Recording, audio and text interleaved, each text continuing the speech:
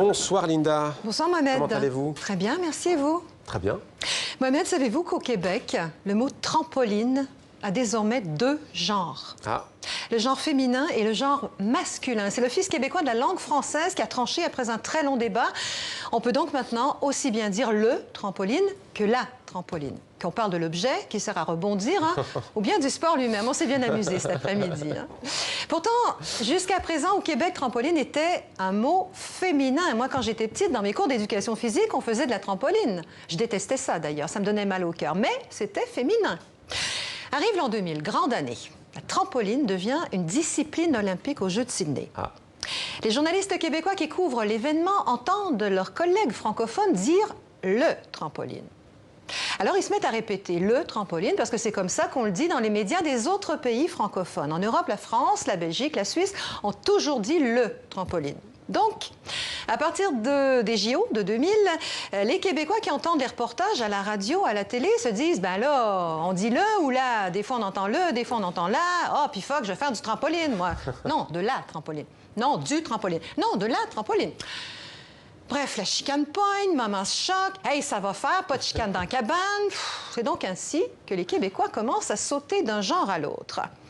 Ils emploient trampoline au masculin, mais en même temps continuent d'utiliser le féminin, parce que trampoline, c'est féminin. Comme ça, tout le monde est content. Mais moi, je me pose une question, Mohamed. Ah. Comment ça se fait qu'un mot qui appartient à une seule et même langue puisse être féminin pour certains et masculin pour d'autres? C'est pas possible. En français, un mot, c'est féminin ou masculin. Pourquoi est-ce que trampoline était féminin au Québec et masculin en Europe? Alors? Eh bien, l'Office québécois de la langue française a peut-être une explication. Au départ, trampoline est italien, trampolino, et c'est masculin.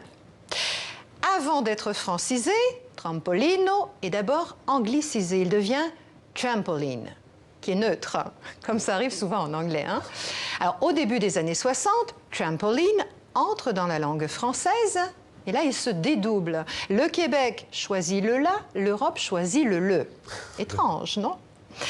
L'Office de la langue française pense que les Québécois ont féminisé trampoline par analogie, tout simplement parce que la quasi-totalité des noms qui se terminent en « in », adrénaline, discipline, figurine, sont féminins.